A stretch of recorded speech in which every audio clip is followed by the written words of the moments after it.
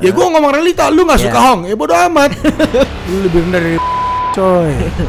Jadi sebenarnya lu sama Ahong ini bukan settingan ya? Ya sorry tuh sih.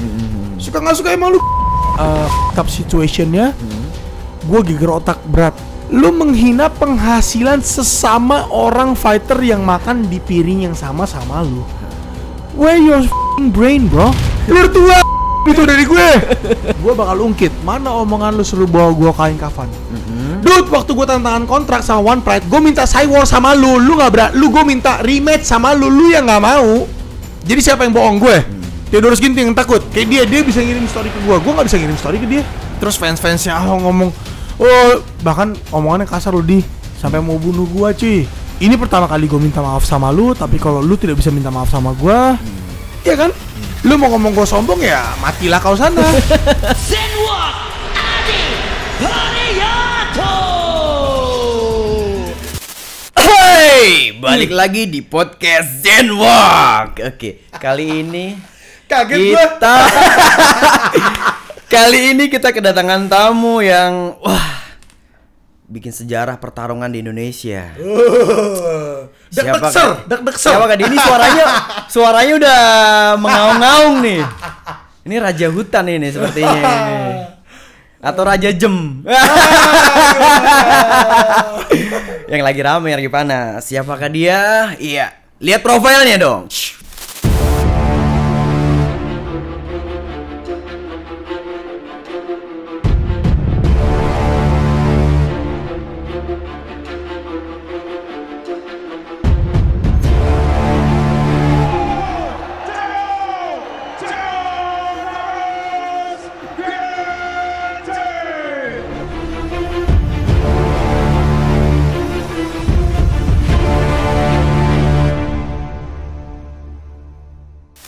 Inilah dia, Singa Karo, Theodorus Ginting. Lu lagi di One FC cuy. Iya dong. Siap, mantap.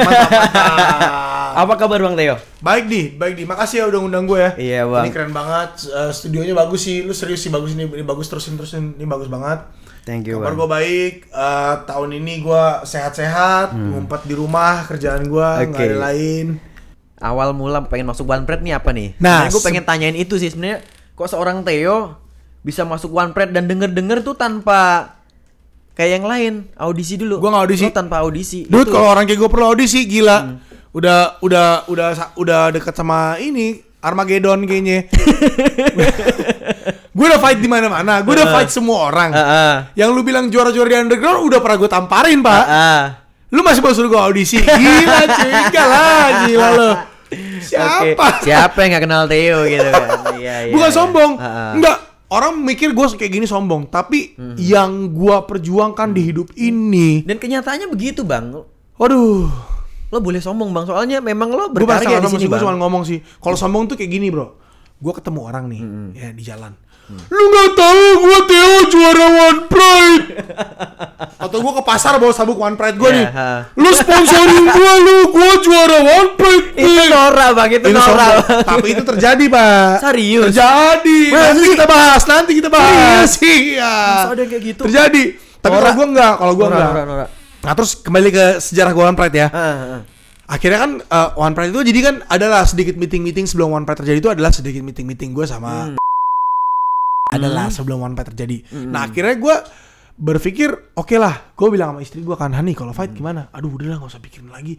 Lu kan tahu sendiri fight tuh uangnya seberapa. Gitu. Udahlah.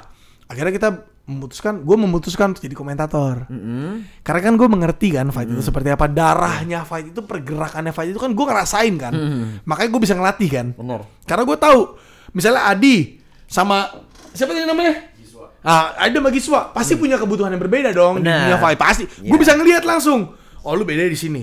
Oh lu butuhnya di sini. Oh lu butuhnya di sini. Nah, gue memutuskan untuk jadi komentator di One Pride. Apesnya Grand Prix kelas welterweight. Grand Prix kelas welterweight. Angga lawan Ahong. Iya. Walaupun Angga udah kalah di 70. Kan dia sebelumnya di lightweight kan? Kalah sama Willy Kun. Iya. Kalah sama Willy Kun. Walaupun gue mikir kan ya Angga mungkin ya karena dia kecapean juga kali, udah lama gak fight di 70 kan. Emang Angga kan asli di 70 69 gitu kan. Ya gue mikir ya mungkin ini kali lagian juga kan waktu audisi kan Ahong hancur sama Angga. Iya. Ya gue ngomong realita, lu gak suka Ahong, ya bodo amat. Emang kenyataan? Iya, lu mau nutupin kenyataan gak bisa, ada videonya. Lu nih album ditonjok di lu begitu, udahlah. Jadi gue mikir gak mungkin Angga bisa kalah. There's no gue Angga bisa kalah karena pada saat itu gue kan komentator. Gue juga mempelajari semua fighter. Iya. Gue nih nggak bodoh-bodoh amat. Ahong itu nggak pernah pakai ground fighting. Ahong itu nggak pernah pakai ground fighting. Walaupun dia pernah menang submission beberapa 3 kalau nggak salah ya. Triangle sama armbar ya kalau nggak salah ya. Triangle beberapa orang di triangle sama armbar sama dia. Cuma dia bukan grappler. Dude, gue nih grappler. Gue napas, tahu lah ya mana yang gue tidur grappling man. Semua fight gue berakhir di ground and pound. Hampir semua fight gue. Cuman satu gue standing head kick orang tuh Ngabdi Mulyadi. Iya, karena dia wrestler. Tapi dia pun nggak bisa dominasi gue di ground. Dia juara pon katanya kan dulu Ngabdi kan. Oh, legend tuh, legend Ngabdi tuh. Tapi dia nggak bisa take down gue. Dan gue dominasi dia di ground. Karena gue punya latihan ground itu bukan, gue cinta sama ground. Jadi gue latihan terus gitu. Nah, gue ngeliat Ahong nggak mungkin take down Angga, sedangkan Angga kelemahannya ada di take down. Sebenarnya kalau grappling lu bagus, lu bisa dominasi Angga. Sebenarnya ya, tanpa mengurangi rasa hormat ya bro ya, Angga, gue selalu hormat sama lu. Gue selalu bilang sama orang, kalau lu punya materi juara jauh di atas yang lain. Lu inget itu ya, gue marah banget waktu lu kalah sama Ahong. Gue marah banget.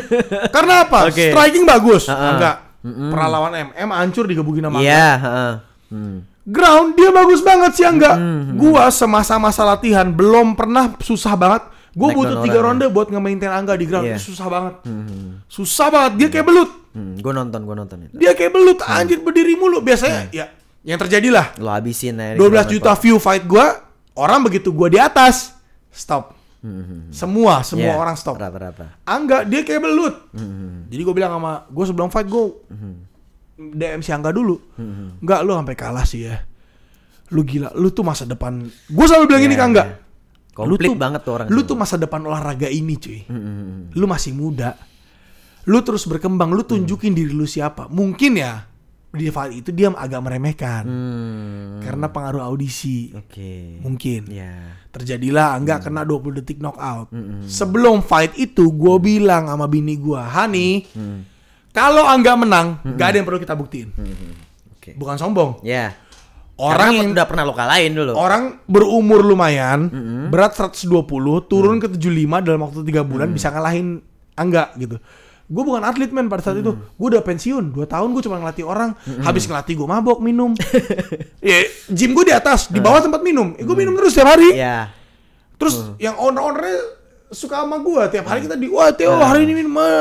Biasalah, namanya orang pensiun kan. Akhirnya setelah lo lihat pertandingan Angga kalah sama Ahong. Nah di situ karena omongan gua kan tuh. Gua bilang kalau Angga menang nih Hani, nggak ada yang perlu kita buktiin lagi. Tapi kalau Angga kalah, berarti kita punya musuh baru. Musuh baru, lo deklarasiin tuh punya musuh baru saat itu. Gue punya musuh baru. Jadi kalau gini ya, kalau di Indonesia ini gue kan ngerasain downfallnya, masa downfall. Dan yang gue lihat dari semua pertandingan yang gue pernah jalanin, mau itu MMA yang digarisin doang matrasnya, di dalam cage yang seadanya cage-nya matrasnya puzzle mat, ya kan? Mau tinju yang ada di stasiun TV, mau grappling yang cuma komunitas atau kickboxing yang cuma komunitas, yang gue lihat cuma satu, nggak ada bintang. Bintang maksudnya apa? Gak ada orang yang bisa ngejual fight dia. Lo ngeliat sisi itu bang ya? Gue ngeliat sisi itu. Jujur-jujur aja ya.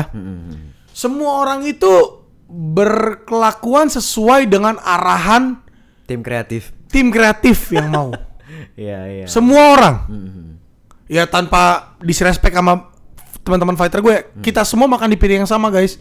Jadi gak usah baper juga. Gak usah baper. Gue sama lu makannya sama. Tapi gak ada yang trash talk gitu, yang nantang-nantangin orang, yang ngomong suka-sukanya apa adanya. Semua orang tuh diatur, semua orang tuh diatur sama sistem, yang gue lihat. Nah, gue ngelihat diri gue kan dari dulu, gue ini kan mulut gue kan lumayan bahaya dari dulu. Barbar banget sih. Gue ngelatih aja. Ya. Mulut gue bahaya. Wah itu kalau yang latihan sama lo kalau nggak kuat mental cabut Bang. Kalau baperan cabut tuh latihan. Lu melakukan hal yang gue nggak suka, gue maki lo. Gue sejujur itu orangnya. Emang gue sejujur itu. Gue pun sama klien-klien yang latihan sama gue itu orang-orang yang punya kuat mental. Menurut gue karena mereka bayar gue pun, gue masih bisa hina mereka. Gue masih bisa ngecengin mereka. Itu emang sifat natural gue. Mau gimana lagi? Ya gue seperti inilah. Gue seperti ini. Nah gue bilang sama bini gue, nih kalau nih malam Angga kalah nih Hani, kita balik deh. Saatnya ada penjahat baru di dunia Jadi Joker entertainment. Asli men. Penjahat yang apa adanya, terus jago berantem. That's it. Lo di sini nongol sebagai seorang Joker di One Pride. Iya, yang ngomong apa adanya gitu. Ya lu nggak suka ya mati kau sana. Iya kan? Ya. Lu suka terima kasih. That's it. Cuman gue radikal. Iya kan? Lu suka gue radikal deh itu aja. Lu yakin nggak mengikuti yang radikal? Oke. Udah gitu aja. Iya kan? Nah udah. Atau Ahok menang 20 detik. Kan? Ya gue ngomong, gue gini ya, gue orangnya kalau gue ngomong, gue harus lakuin. Walaupun omongan itu nggak ada yang tahu, cuman gue sama istri gue yang tahu. Cuman gue harus lakuin men. Laki-laki itu hidup dari omongan. Bener. Laki-laki itu hidup dari omongan. Makanya kenapa gue nggak suka segala sesuatu yang diatur, yang scripted gitu. Di skrip lu bilang lu orang baik, di hidup nyata lu lebih rendah dari coy. Terus apa pentingnya pencitraan lu? Kalau lu mencitrakan diri lu seperti ada hidup lu sendiri ya, pencitraan itu kan sesuatu yang hebat kan. Dan menurut gue setiap orang punya segmen masing-masing gitu loh. Ya akhirnya Ahok menang. Begitu Ahok menang, gue sign kontrak, gue stop jadi komentator, gue akhirnya jadi fight. Sebenarnya di kontrak pertama gue diminta untuk audisi. Gue bilang gue gak ada waktu. Lo jujur, ini gue ngomong apa adanya ya. Karena gue capek, semua ditwist, diputar-putar sesuai dengan media mau ngomong apa. Ya terserah lu, masyarakat lu mau dengar apa, terserah lu. Ini gue sendiri yang datang ke sini, gue yang ngomong. Pertama kali gue kontrak, gue langsung ditawarin title fight lawan Ahong. Wow. Pertama kali gue tanda tangan kontrak. Langsung title fight. Gue jujur aja, buat orang yang tiap hari kerjanya maki-maki, terus minum, kayak gue peminum, iya kan? Gue mau bohong gimana nggak bisa. Itulah gue. Orang lu suatu saat datang ke rumah gue, pasti gue suguhin alkohol, pasti kan? Nah, kalau lu bilang gue nggak minum bang, oh ya udah oke, sorry ya, gue salah. Tapi kalau di fight gue nggak minum. Kalau persiapan fight gue nggak minum. Akhirnya gue tentukan untuk fight. Gue bilang nggak bisa. Kalau gue harus langsung title fight. Gue punya stage fever karena gue tahu gue nggak akan pernah gue selalu ingat apa yang membuat gue takut di hidup gue. Apa tuh? Semua hal yang membuat gue takut. Kayak dulu gue takut sama ular. Gue lawan dengan gue pelihara. Nah, gue punya rasa takut sama stage fever, demam panggung di fight. Karena gue nggak akan lupa gue kencing celana di pertandingan tinju pertama gue. Gue tidak akan pernah lupa itu di hidup gue. Kenapa gue tidak akan pernah lupa? Itu menjadi nilai dasar gue. Ini lo takut, lu masih mau ketemu takut gak? Kalau lu gak mau ketemu takut, lu latihan nyong. Lu latihan sekuat tenaga biar tuh latihan takut tuh hilang gitu. Ya pada kenyataannya gak mungkin bisa hilang. Setiap kali lu fight lu pasti takut. Pasti takut. Takut ada banyak hal ya. Takut sama lawan bisa. Yang gua gak pernah ngerasain di hidup gua. Takut sama show itu parah. Itu parah. Kenapa? Lu takut lu melakukan kesalahan karena lu meremehkan orang, terus di show lu hancur. Itu selalu terjadi sama gua. Selalu terjadi sama gua. Takut akan pengendalian emosi itu juga bahaya. Di saat lu emosi banget, latihan lu bertahun-tahun tuh nggak kepake, bro. Dan itu selalu terjadi sama gua. Setiap fight gua selalu emosi, nggak tahu kenapa. Dan otak gua ini jahat kalau fight. Ada aja alasan buat gue emosi dan benci sama orang. Selalu ada. Selalu ada, guys. Gue juga beberapa kali ngamatin lo di corner, di ruang corner tuh anjir. Orang berisik aja lo kesel. Gue kesel, orang berisik di luar tempat corner itu lo. Pas lagi persiapan gue bisa, lu bisa diem gak? Iya. gila sih. Gue sih galak loh. Lu bisa minggir nggak? Gue disapa orang, gue nggak nyapa loh kalau mau fight. Kalau mau fight, gue tuh gila. Gue tuh bener-bener kayak mau bunuh Fokus orang. ya. Semua orang tuh pengen gue bunuh. Iya. Lu bisa diem nggak? Nggak bisa, orang berisik tuh nggak bisa. Gak bisa gitu. gue. Padahal persiapan fight. Gue tuh segitunya. Karena gue takut. Itu jawabannya. Karena gue selalu menyimpan memori ketakutan gue. Dan gue mikir gini kan, Ahong nih knockout king gitu. Ya, guys, apapun yang terjadi antara pertarungan gue sama Ahong, Ahong itu yang membawa nama One Pride besar dengan kualitas knockout dia. Itu harus kita akuin. Mau orang bilang pukulannya ngasal, cuman lu kalau tidur lu. Kalau lu bilang ngasal, kalau nyasar ke dagu lu, bobo lu. Berubah. Terbukti. Asli, Iya. konsep pendirian lu berubah. Ahong tuh nggak bisa boxing. Coba lu kepukul sama Ahong, mulut lu diem, coy. Lu kasih tahu. Iya kan? Iya kan? Iya. Gua makin takut. Gimana kalau gua kena pukulan hokinya Ahong? Oke, di sini kan lo tadi masuk ke One Pride, lo lihat lo menjadi seorang sisi Joker. Nah, apa sebenarnya yang lo bangun di sini sih di awal lo masuk ke One Pride? Itu kan udah ada target nih. Ya, jadi pengen gua di luar fight ya, Gua fight gak terlalu jujur buat semuanya, gua gak terlalu pernah takut sama orang. Kalau fight, yang gua takut adalah gagal, bukan sama orangnya. Karena gua pernah kalah, digebugin parah 6 ronde, gua digebugin kayak hewan. Terus gua pernah kalah KO juga udah pernah di depan orang tua gua. Ya. Jadi seorang itu bukan hal yang gua takutin. Tapi gagal adalah satu hal yang paling gue takutin. Karena mulut gue ini kan selalu ngomong ke orang, gue bakal jadi seseorang. Gue nih champion. Gue nih champion. Dengan gue ngomong kayak gitu, orang kan pasti minta bukti kan. Mana katanya lu champion gitu aja lu KO. Itu seumur hidup lu bakal lu topang kemaluan itu kalau lu kalah. Nah, gue dengan semua ketakutan gue, ya akhirnya rumah yang tadinya itu rumah yang gue jadiin Lions MMA, orang banyak nggak tahu kan. Itu gue renovasi. Rumah itu gue renovasi buat jadi tempat latihan. Karena apa? Pada saat gue lawan Angga, itu kan anak pertama gue. Gue baru punya anak pertama kan, Hickson. Nah, mertua gue tuh kan lagi sering datang kan. Mertua gue tuh cucu pertama itu dari gue. Cucu pertama dari gue. Dia jadi sering datang lihat cucunya kan. Dia ngelihat perjuangan gue lah, gue latihan kemana nggak pernah di rumah karena gue harus latihan, gue tidur di gym. Gue kan tidur di gym kan. Gue nih gembel bro, gue nih jujur, kalau generasi sekarang bilang mereka berjuang keras, gue lebih berjuang keras man. Di Jakarta Muay Thai gue tidur di sansak, di matras jujitsu, gue tidur di situ man. Gue nih tidur di gym. Gue tidur ke rumah karena gue punya anak istri. Jadi kalian teman-teman jangan lihat Bang Taeyong sekarang, lihat dong sejarahnya, apa yang udah dia laluin. Ternyata nggak semua seperti yang kalian bayangkan gitu. Enaknya aja tidur di gym lo, kebayang. Kalian kebayang nggak? Gue ini fighter dengan bayaran rendah. Terus gue nggak fight.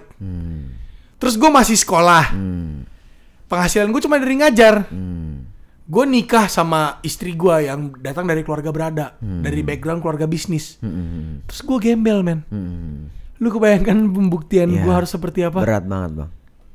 Gue gembel men, gue tidur di gym guys. Gue tuh latihan pagi, gue pagi buta gue harus pergi dari rumah. Ya, gue ngajar klien gue jam 5 pagi sampai jam 10. Jam 10 gue harus ada di tempat gym, tempat gue dulu latihan di Jakarta Muay Thai. Terima kasih Jakarta Muay Thai sudah mendukung gue kemarin untuk gue comeback. Gym yang mendukung gue waktu gue comeback itu cuma Jakarta Muay Thai. Gue habis latihan siang, gue tidur di situ. Gue tidur di situ buat latihan sore, terus gue bangun buat klien dulu sekali, ngelatih klien, terus gue latihan dulu malam. Baru gue pulang ke rumah. Itu setiap hari gue lakukan selama 3 bulan. Waktu gue persiapan IBC, terus mertua gue ngeliat kan, waktu gue habis gue menang, mertua gue bilang, gini aja. Gue lihat kan lu nggak bisa berhenti ngelakuin hal ini, kata mertua gue. Nih gue bakal ingat. Itu orang mertua gue ya, Om Bobby ya, Papa Bobby ya, itu berjasa banget loh buat gue. Keluarga bini gue sih lumayan loh, nge-support gue. Dia bilang, lu bikinnya di tempat-tempat latihan. Nah, tapi kan ini rumah papa, gue bilang, bukan rumah gue. Gak apa-apa. Rumah ini kan juga mau dijual. Selama sampai laku, lu bikinnya tempat latihan, kata mertua gue. Cuman lu jangan berharap duitnya gue yang kasih, kata mertua gue. Ya gue mau gak mau ya, dude, kita kalau dikasih kesempatan sama orang, ya kita jangan mikirin apa yang kita nggak mampu lakuin. Apa yang kita bisa lakuin dari bantuan orang itu yang harus kita pikirin. Gitu loh nilai berjuang. Gue bisa, lu semua orang bisa lihat gue mulut gede ya. Guys, cuman dari mulut gede gue ngomongin apa yang gue lakuin. Benar. Dan lu mau bilang gue mulut gede? Makanya kenyataannya gitu. Karena banyak orang nggak bisa menerima kenyataan, maka bilang gue mulut gede. Padahal ini yang gue lakuin. Gue nih gembel, gue nih tukang berantem. Apa yang bisa gue lakuin? Gue stop kuliah, hukum gue buat berantem. Gak kurang goblok apa gue? Hah? Gue sarjana FISIP, gue segak kurang goblok apa gue tinggalin pekerjaan buat berantem? Gak kurang goblok apa? Sama nekatnya gue. Akhirnya gue ngambil keputusan, ya mungkin memang ada berkat juga buat gue. Gue dapet tender gede waktu itu, masukin alat gym juga ke gym orang. Gue renov lah rumah itu. Dengan gue gak punya uang sama sekali. Gue gak punya uang sama sekali. ATM gue tuh ya kadang ada duit, kadang kagak. Begitulah ya lu tau lah di nasib seorang pelatih lah. Nasib seorang pelatih lah. Bener dari pelatih lah. Gak ada. Gue juga tidak menghina mata pencaharian itu karena itu sampai sekarang gue lakuin. Ya cuman begitu, akhirnya gue bikin Lions MMA. Berawal dari gue pernah ngelatih orang di gym konvensional, akhirnya bangkrut. Ternyata olahraga juga secara gym tidak yang punya idealis seperti gym gue tidak bisa menghasilkan uang karena orang maunya dimanja. Benar. Latihan di gym ya, you guys are it, gak apa-apa, I don't care. Cuman ya olahraga sesungguhnya adalah seperti yang kita lakukan sebenarnya. Tidak semua orang mau menjadi atlet. Cuman mempunyai daya juang dan fisik seperti atlet nggak salah. Kenapa enggak? Nggak salah, men. Cuman memang ya sport director kita aja. Kita diarahin enggak. Kalau latihan tuh nggak perlu jadi kayak atlet.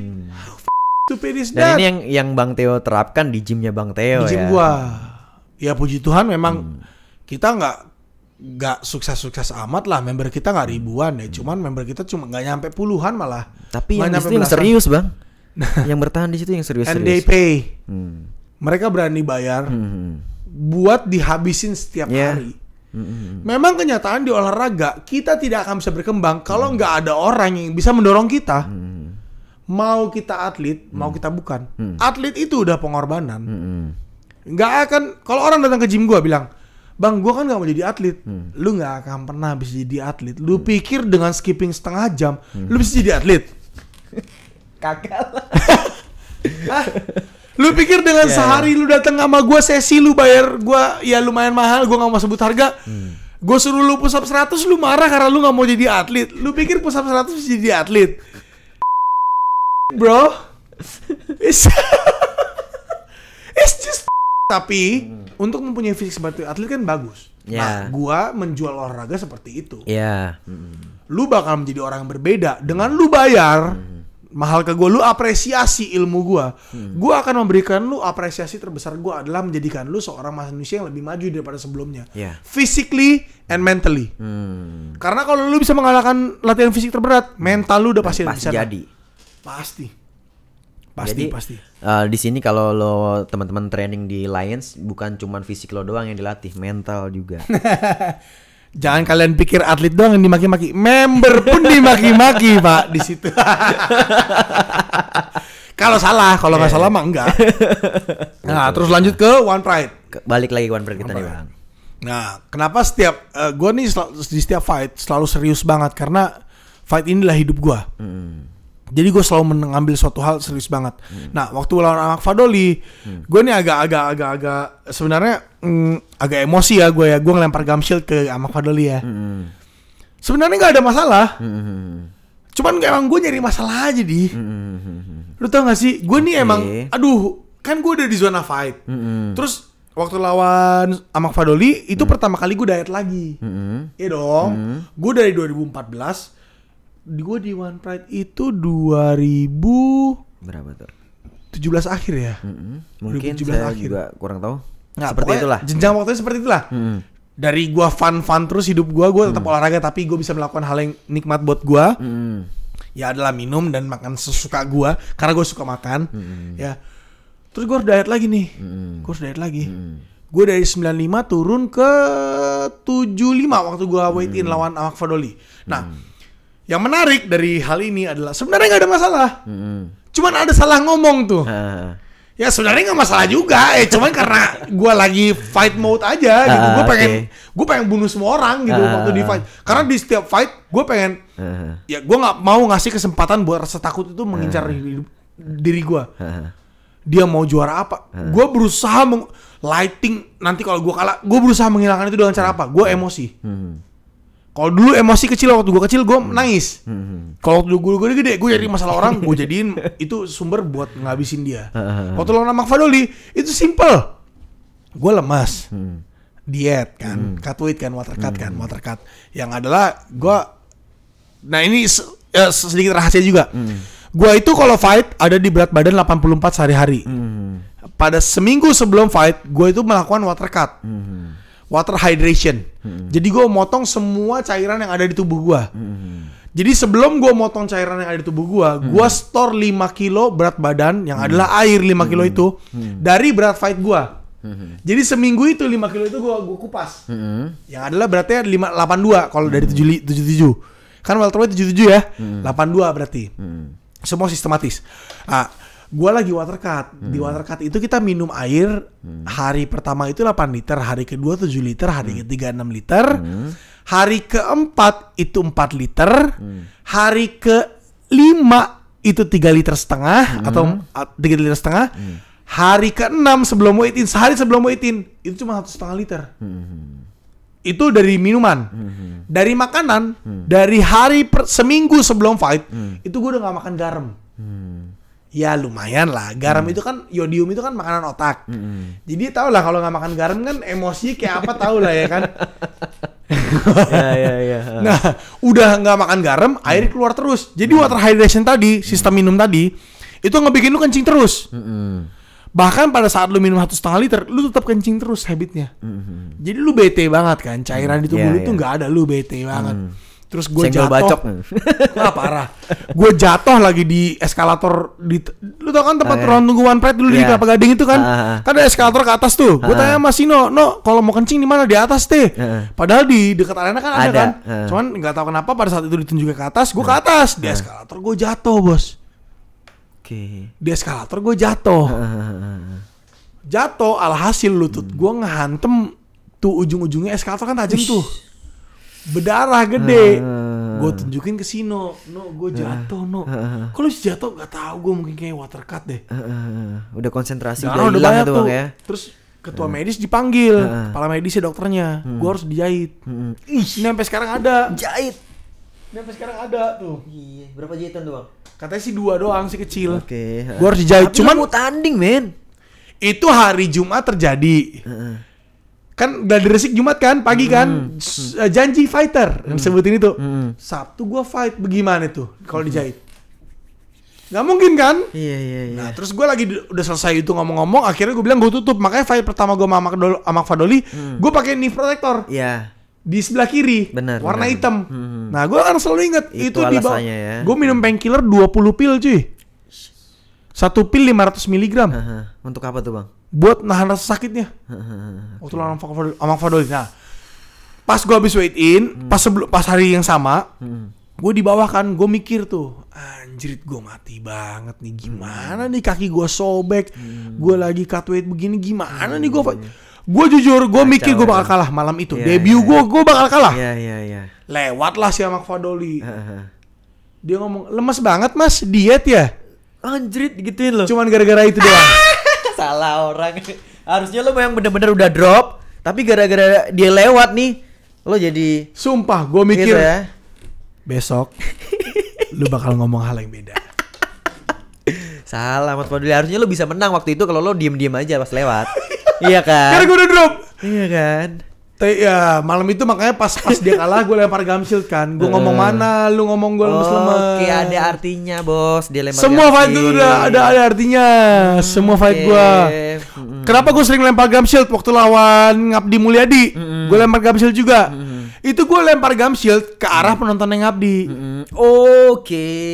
Karena semua orang teriak Ngabdi, gak ada yang dukung gue. Gue fight belum pernah didukung. Iya. Gak ada yang pernah teriak nama gue. Selalu jadi underdog ya. Underdog.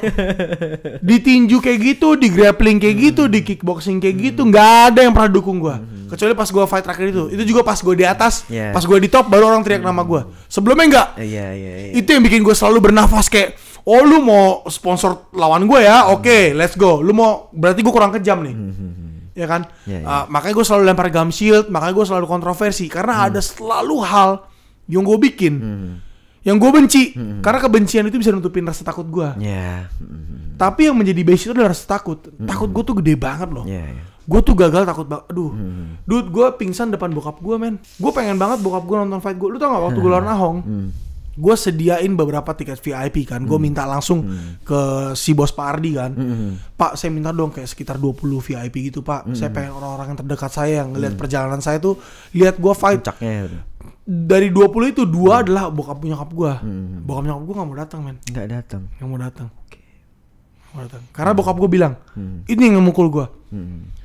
Gue udah pernah ngeliat sekali lu dipukulin orang sampai lu pingsan. Oke, bokap lu terus. Gue nggak mau lagi ngeliat lu kayak gitu. Padahal lu di situ pengen ngebuktiin Iya, ya. karena gue tahu lawan lu siapa. Dia knockout king. Gue nggak mau lagi ngeliat lu knockout. Kalau gue jujur gue minta 3 fight lah. Karena TV kan beda kan. Terus penonton One Pride banyak loh. Lebih banyak dari tinju loh. Gila, zaman gue tinju gue pikir banyak, ini banyak banget. Banyak banget. Jadi gue minta 3 fight, 3 atau 2 fight. Makanya setelah 3 fight gue ketiga. Pertama itu sama Fadoli. Kedua itu Ngabdi ya. Ketiga itu Agung Maulana. Ketiga. Enggak. Pertama itu sama Fadoli. Kedua itu Ngabdi. Iya, ketiga itu RJ Dirgantara. RJ Dirgantara, gue ingat. Udah pas 3 kan. Seperti gue bilang, gue man of my word. Setelah fight ketiga, Ahong nonton fight gue. Udah habis dong janji gue.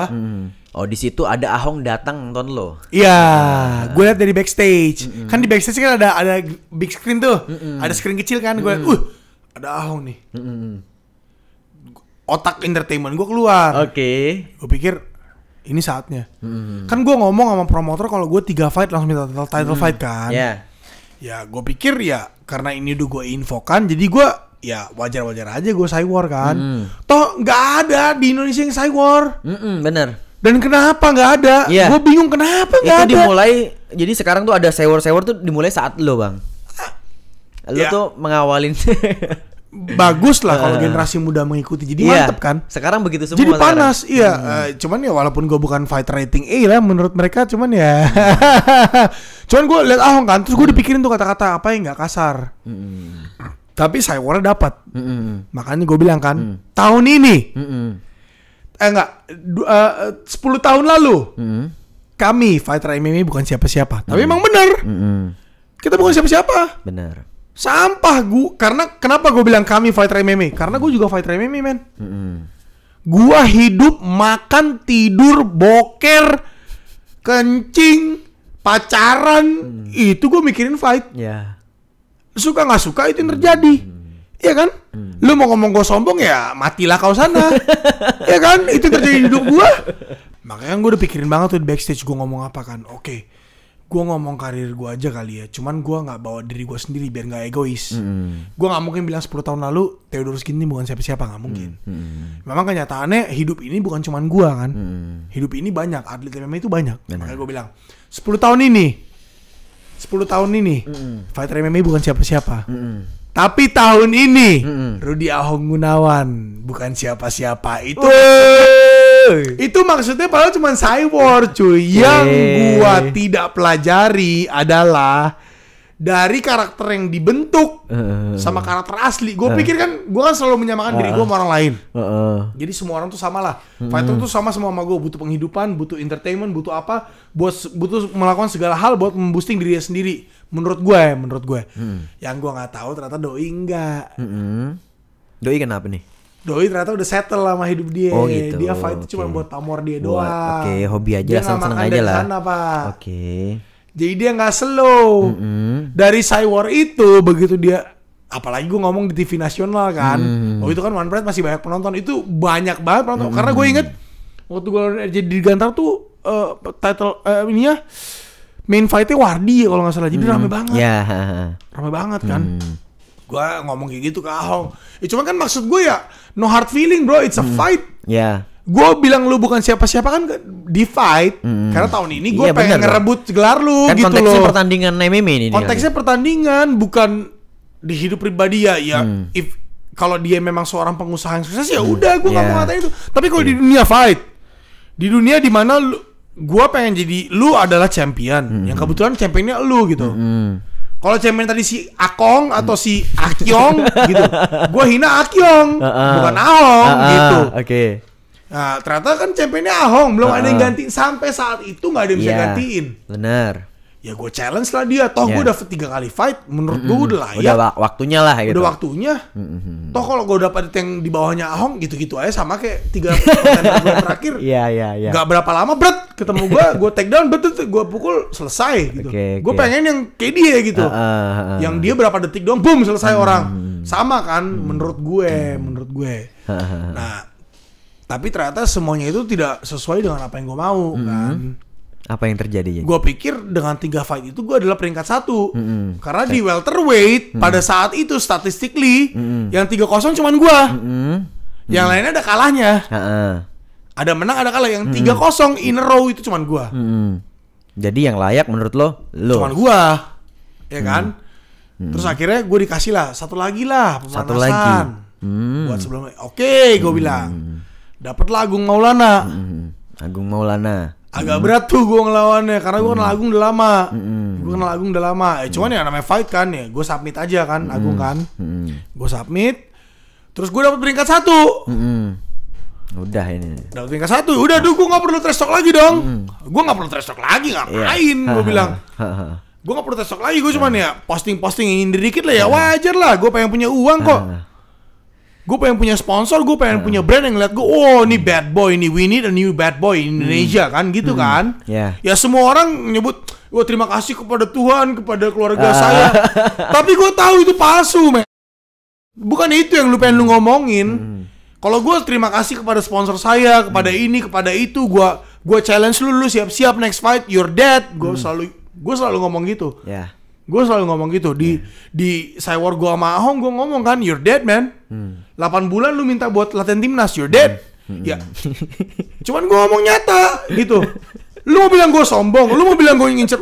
Dude, lu di trialnya Asian Games lu pingsan man. What's that? Udah gitu choke yang bisa bikin pingsan lu itu adalah choke yang buat level-level bawah. Buat level-level white belt, lu claim diri lu sebagai grandmaster jiu-jitsu. What? Ahong ini black belt ya? Black belt kan lu lihat dong di bionya sekarang diganti. Dulu kan grandmaster jiu-jitsu dan dulu sempat gitu? Dulu sempat, sekarang diganti. Gitu. Iya, dulu Indonesian champion, sekarang one pride fighter, malu kan? Gitu. Nama. Makanya bio jangan. Aku udah pernah perhatiin itu loh, Bang. Aku gak pernah ngeliat berat bio dia. Kalau gue kan bio gue cuman sponsor A B C D E F G. Udah. Ya me as a champion everybody knows. That's why nama lu people's champion, because people's accept you as a champion. Bukan lu mengklaim gua nih champion. Gitu lu sponsorin gua. Gitu. Siapa yang peduli sama lu, Jong? Emang saat lo mulai lo disitulah itu, karakter dia berubah. Nah itu yang gue sebenarnya. Disitulah karakter dia berubah. Apa ya? Kok bisa gitu loh seorang Theo ngubah Ahong tuh? Apa yang lo lakuin waktu itu? Memang lo udah ngebaca kondisi itu, lo bakal ngerubah dia atau memang ya udah lo begitu aja? Dude, gitu? Gue nggak baca semua orang itu seperti gue. Gue dihina, ya udah mau gimana? Like kita ngomong the truth lah ya. Ya JK Saragi juga make gue buat gimmick. Hina-hina gue gampar tuh suatu saat Bang Theo. Ya gue juga ngerti, dia juga butuh nama, men. Terus kenapa lu harus baper? Ya gue gak pernah baper sama JK Saragi. Dude, gue sama JK Saragi kalau secara strata budaya, gue tuh sama dia saudara cuy. Parna, itu kakak adik artinya.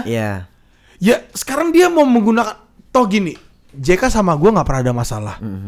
Dia menggunakan itu buat hype dia, why not? Salah nggak? Dia nggak menghina agama gue, dia tidak menghina keluarga gue, dia tidak menghina masa lalu gue. Dia cuma bilang dia pengen nampolin gue, ya terus kenapa? Kalau ini terjadi, emang bener tampol-tampolan kan? Ya bener. Dan gue berharap waktu itu Ahong seperti itu. Jadi sebenarnya lo sama Ahong ini bukan settingan ya?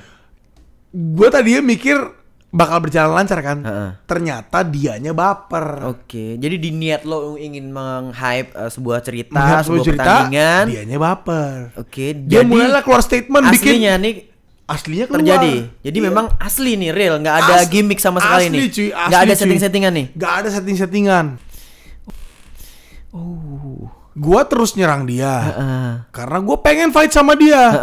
Gua kecewa. Gua menang 4-0 sampai gua lawan RJ Dirgantara. Gua lawan Agung Maulana. Itu 4-0 loh. In a row. Dan semua di bawah 1 ronde. Semua. Enggak kecuali Ngabdi Mulyadi. Semua di bawah 1 ronde. Semua. Fight gua. Ya gua layak dong. Nantang juara. Emang kenapa? Toh gua gak ngatain Jangan background dia. Masih sesuai agama konteks dia, lah, masih sesuai keluarga konteks lah. Gua katain jujitsunya. Jadi emang di mata gua. Ya sorry to say. Suka gak suka emang lu Jujitsunya. Iya dong. Ya. Gua kan ngomong di skala gua. Ya. Oke. Udah. Habis itu berlalu lah. Dia diem aja. Ngeluarin lah konten-konten yang mulai ngemaki gue. Gue suka, Oke, gue ini- suka. Panas gitu. Oke, Ya. panas. Akhirnya datanglah ditayangkan, dilemparkanlah jadwal gue lawan Alwin. Loh, jadi lo belum bisa lawan Belum Alwin, bisa. Gue kan talentnya mereka. Gue nggak bisa ngomong banyak. Udah diem aja.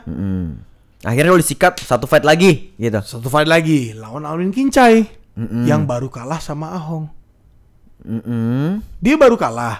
Terus lawan Itu gue. peringkat berapa tuh? Alwin peringkat 1. Lu karakter lu antagonis cuy. Semua orang benci lu buat ngelihat lu kalah. Terus lu tetep, Tapi kan lo bilang lo suka ketika orang benci lo gitu. ya, cuman kita ngomong udah balik, udah ngomong udah ya. Terus akhirnya gue lawan Alwin. Nah, buat lawan Ahong kita punya strategi nih. Kita punya strategi pasar nih. Jadi kan Ahong ini knockout artis ya dengan overhand kanannya dia. Emang gila sih, gokil tuh. Gila men. Tangannya tuh setan. Sebelum lawan Ahong, gue dapet tawaran tanding tinju. Nah, gue mikir tanding tinju ini bukan buat gue nyari ajang nama lagi karena nama gue itu sudah ada di TV One Pride. Mereka lah yang nge-publish nama gue. Jadi gue kalau nyari pertandingan, gue buat nyari istilahnya sparring partner tapi dibayar lah. Benar.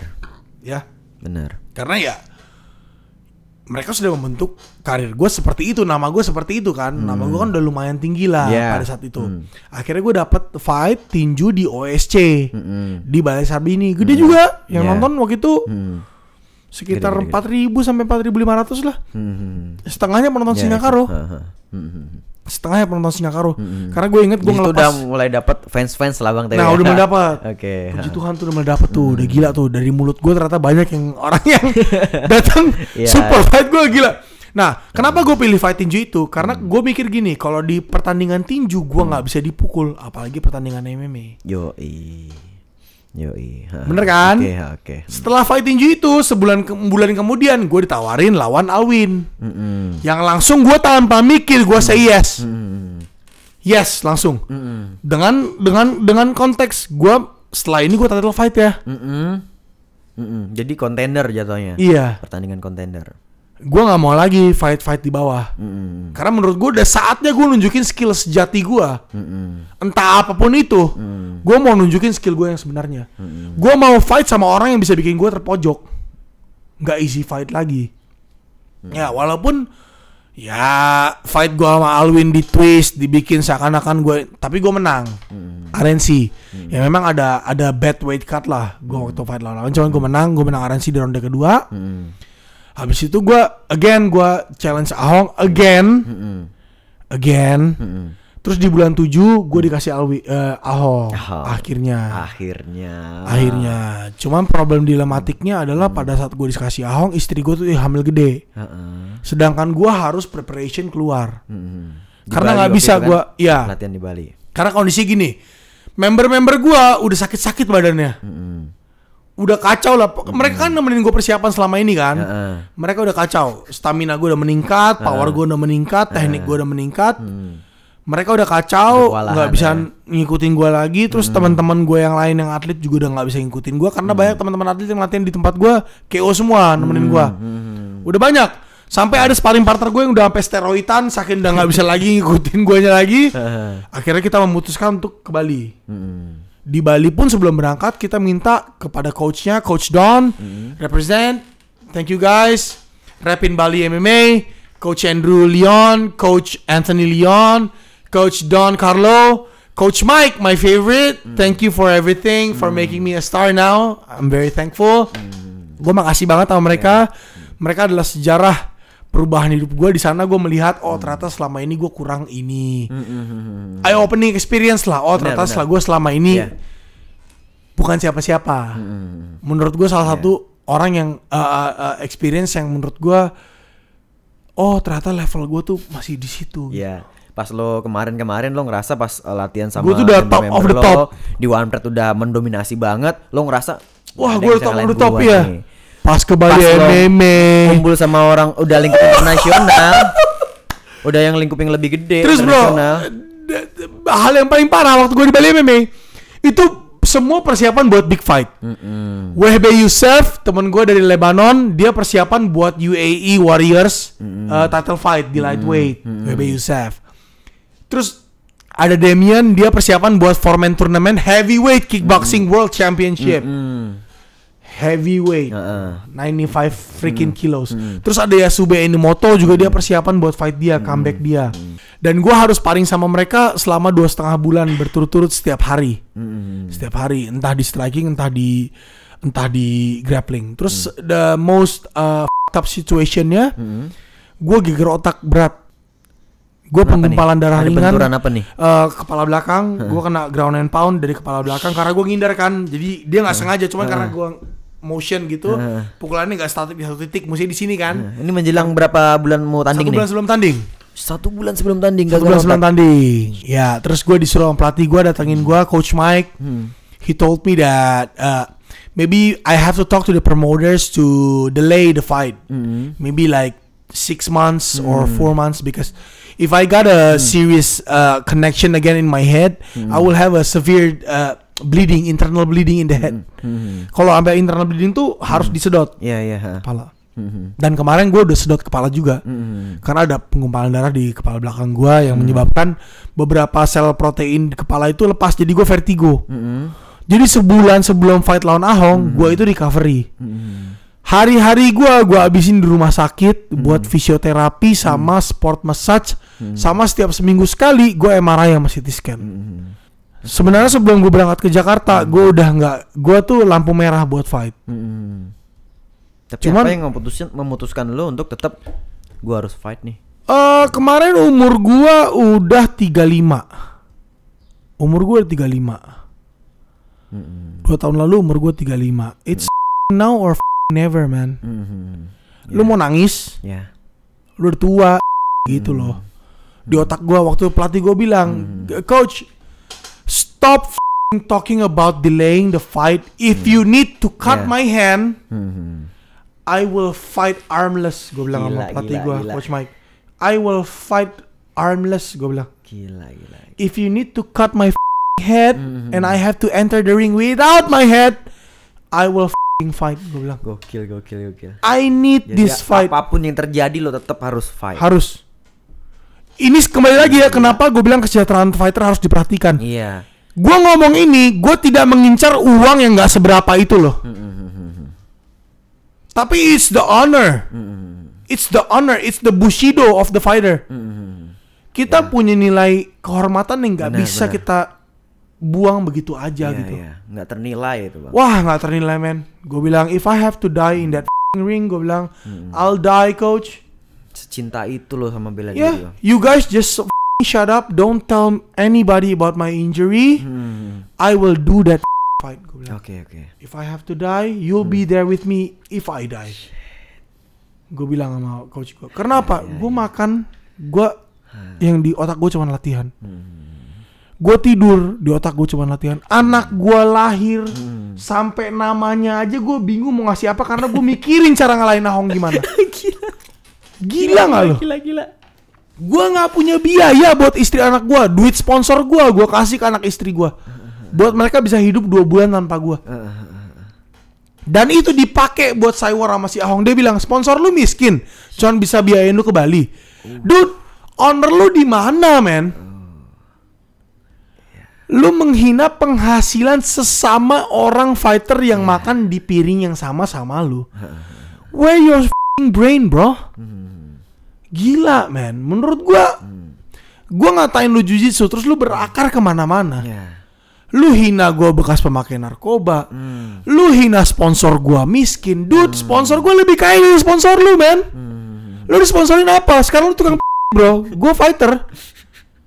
Bro, gue masih tukang, gue fighter, gue punya gym, gue punya established gym, gue bayar pajak buat gym gue. Lu masih tukang bro. Harga diri lu di mana? Nah, gitu kan? Kalau seorang mau ngakui dia master, pasti dia punya murid dong. Murid yang mengakui dia master. Ada muridnya. Bahkan gue juga nggak pernah mengakui diri gue master, man. Mungkin lu master sama master kawin, gue enggak. Gue master berantem, bro. Ya kan? Dia mau ngomong, Saywar itu harus seperti ini, Saywar harus seperti itu. Lu sudah melanggar omongan lu sendiri. Lu ngomong tentang champion sejati, tidak pernah menyerah. Lu menyerah, men. Sampai di posting dia ngomong lu bangga ngelawan orang cacat. What the? Dari mulut dia sendiri dia ngomong lu bangga ngelawan orang cacat. Lu bangga pernah jadi legendnya Indonesia, bro. Dengan kualitas lu. What the man? Iya gak? Aku pengen Bang Teo ngeliat nih. Ini kita udah siapin nih. Ya. Apa yang ada dalam pikiran Bang Teo ketika ngeliat ini? Ini ya. Gue baca ya biar semua orang lihat ya. Bejembut. Bedak jembut. Tokcer 5 rupiah. Mengatasi bau peler dan jembut rontok. Nah, oke ya. Itu kontennya ya. Cap Raja Singa dari surga. Mengandung apa tuh? Komedo alami hasil human fermentasi. Wah, pokoknya iklan obat dah. Ya kan? Terus captionnya. Captionnya, keturunin lu. Captionnya ini penting dibaca nih. Ya, captionnya. Oh, yang jelasnya. Ya, coba captionnya. Biar gue baca, biar semua orang tahu. Ya. Ngasih aturan tentang, Saywar itu harus jauh-jauh hari. Lah sekarang jauh-jauh hari, lu fight sama gue nggak berani, lu udah Saywar nge. Banget jadi orang ngomong kayak biji kodok. Oke, itu. Nih untuk singa tanda kutip. Ya, gue nggak pernah ngeliat lawan-lawan lu punya nickname singa sih, nggak punya sih. Cuman Singa Karo yang pernah ngancurin karir lu dan hidup lo, coy. Cuman gue. Untuk singa yang berjembut. Nah, ya emang lu gak berjembut. Bego lu tua itu dari gue. Kalau deket-deket yang berjembut bakal kena kutu jembut. Brewok berjembut mengakibatkan kepala botak. Gue tanya yang pernah ngalahin lu kepala botak siapa lagi? Terus udahlah. Gue gak mau berasumsi. Bilanglah dia gak ngehina gue. Cuman kenapa lu keluarin konten ini setelah gue bikin postingan gue? Nah, itu dia. Kan lucu. Nah, kalau aku lihat di story-nya Bang Ahong nih, dia bilang dia nggak mungkin ngeluarin postingan itu kalau sebelumnya nggak dipancing seperti itu, Bang. Sebelumnya nggak dipancing, oke. Di postingan gua yang gua lagi ground and pound Ahong, ya, gua tidak nge-tag Ahong, gua tidak nyinggung Ahong, ya, di konten gua. Isi konten itu adalah untuk tidak pernah menyerah dan tidak pernah mengeluh sama keadaan sampai kita bisa jadi juara. Gua minta maaf, kenapa fotonya harus gua gebugin Ahong? Karena memang di pertarungan Ahong lah gua berjuang lebih dari yang lain. Benar itu. Itu benar. Tapi dunia ini tidak berputar di sekitar lu, Hong. Memang pada saat itu lu yang kalah. Coba orang lain yang kalah. Lu gak emosi kan? Nah, gua gak, kalau gua emang pengen Saywar sama Ahong, gua bakal ungkit. Mana omongan lu suruh bawa gua kain kafan? Kan lu suruh bawa gua kain kafan. Gua suruh bawa kain kafan karena malam ini gua mati, kata lawan dia. Buktinya dia yang mati. Dia kalah KO alasannya capek. Iya, lu kalau capek jangan fight, main catur, main cewek. Jangan fight. Nah, sebenarnya tuh apa sih yang bikin lo sampai segitu bencinya? Gue liat nih begitu benci banget nih kayaknya lo mau. Apa Kalau sebenarnya? benci sih enggak, karena Terus apa nih? kalau misalkan dia merasa dia yang paling bener, ya biarkanlah dia paling bener. Gue juga akan tidak membenarkan itu kan. Cuman kan gue bilang kalau Cywar itu ruang lingkupnya standar-standar aja, nggak usah hal pribadi. Lu udah sebut-sebut gue bekas pemakai narkoba, lu gue sebut-sebut itu. Gue tanya sekarang kalau gue tuntut Jadi lu punya bukti nggak? Maksudnya jangan ke ranah sensitif itu Jangan gitu lah, kan loh keluarga ya. gue yang menanggung malunya, bro. Harusnya cukup hal yang berarti dijemput ini masuk, nggak masalah. Masuk. Nggak masalah ini. Nggak masalah, nggak Oke, masalah. nggak masalah. Yang seperti Cuma ini kan harusnya. masalah kan pas dia konten-konten ini kan Cywar kan dia jadi mulai kayak gini. Dia menyerang gua ke publik. Seakan-akan gua gak berani fight sama dia. Dude, waktu gua tantangan kontrak sama One Pride, gua minta Cywar sama lu gak berani. Gua minta rematch sama lu yang gak mau. Oh, pernah Pernah. lo abis tanding menang, lo masih nggak puas pengen fight lagi. Jadi butuh 8 bulan buat gua menandatangani kontrak ulang sebagai champion di One Pride. Ya, butuh 8 bulan prosesnya. Setelah 8 bulan, gua minta rematch. Dan itu gak dikasih. Karena Ahong belum siap, dia kalahnya juga kalah KO katanya. Oke. Yang ngomong tuh kan lucu sekarang bilang kalau gue yang mengatur-atur pertandingan. Dia yang bilang orang yang nggak berani. Nah terus lucu. Jadi nggak berani nih, nggak berani. Terus lucu kan dia bikin Cywar sama gue. Sekarang gini, kalau lu mau Cywar sama orang berarti lu udah siap. Gue Cywar sama lu di fight ketiga gue udah siap. Gue udah siap. Gue geger otak, dibilang gue nggak bisa fight selama 6 bulan. Gue udah siap mati lawan lu. Kalau lu belum siap Cywar sama fight sama gue, nggak usah Cywar, bro. For what? Lu yang ngomong sendiri Cywar itu pada saatnya gitu loh kan. Lu yang ngomong, lu yang pangling. Lu yang bawa Tuhan, lu sendiri yang berzina. Itu yang pusing dari lu. Dia mungkin ini udah pada saatnya kali menurut Ko Ahong. Dia udah siap kali. Pada saatnya. Kenapa Sekarang nggak udah bilang siap iya? kali. Kenapa nggak bilang iya? Gue di sini. Gue nunggu dari pertama jadi kali. dia di sosial media Play victim. Oke, tapi di real One Pride-nya Nggak ada. nggak mau nerima Nggak ada. pertandingan melawan Bang Theo. Dari Februari 2020 sampai sekarang Januari 2021 belum ada panggilan ke gua untuk menanyakan kesiapan gua. Rematch melawan Rudy Ahong Gunawan belum ada sampai sekarang. Oke. Belum ada. Jadi siapa yang bohong, gue? Theodorus Ginting yang takut. Ya, lu sama kayak singa jembut. Iya kan? Muka lu singa, rambut lu jembut. Nah, begitu. Oke. Nah, aku pengen ngeliatin lagi satu video ke Bang Theo nih. Ya, ya, Coba ya. kita perhatiin nih. Oh, ini dia yang sparring ya?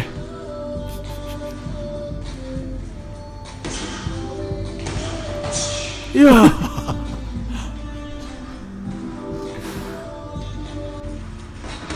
Ya ampun.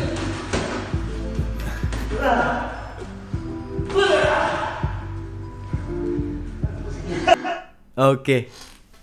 Gimana komentar? Jadi video ini gue posting karena apa? Ya mungkin, aduh, gue mau ngomong salah. ngomong aja Bang, ngomong aja lah. Enggak, nanti si Ini kan Ahong YouTube, baper, ini nanti buat si TV. Ahong baper Ini nanti. buat TV. Gue ngomong, mungkin Bukannya kalau udah baper. udah baper ya. Udah baper, ya udah mau ada Mungkin apa? kalau lu mau posting sesuatu Rudy Ahong Gunawan ya, mungkin lu tanya dulu kali art director lu yang selama ini bantu lu posting, tanya dulu. Masa dia pakai posting di tag lagi? Gua sama M lagi sparring. Itu sekitar tahun, tunggu dulu. Itu berarti tahun 2019 cuy. Gue sparring sama M 2019 waktu gue persiapan tinju. Gue sama M itu sparring itu kayak ketawa-ketawa. Jadi misalnya M kepukul banyak sama gue ketawain. Jadi ada sedikit gitu-gitu. Ya tau sparring kan, namanya sparring. Kalau orang sering sparring tau lah.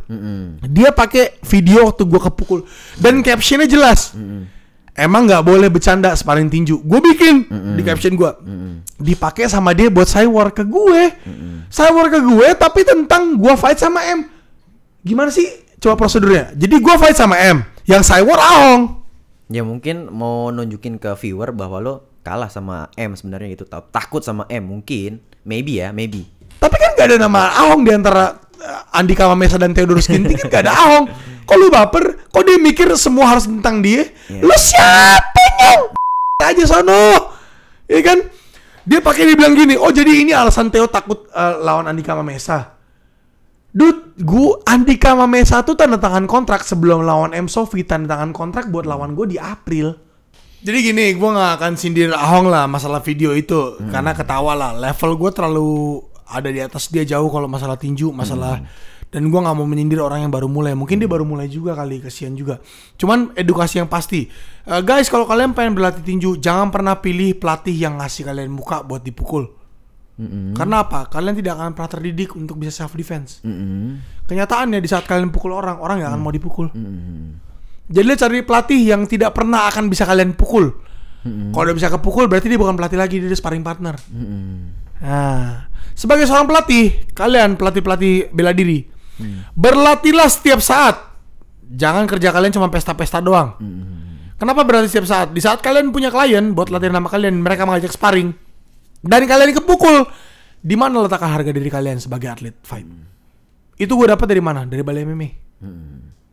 Mereka bilang, ya gak apa-apa deh. Mereka minta sparring sama lu, mereka bayar private sama lu, minta sparring. Toh mereka juga gak bisa kena mukul lu. Lu udah terlalu jauh buat bisa dipukul sama member.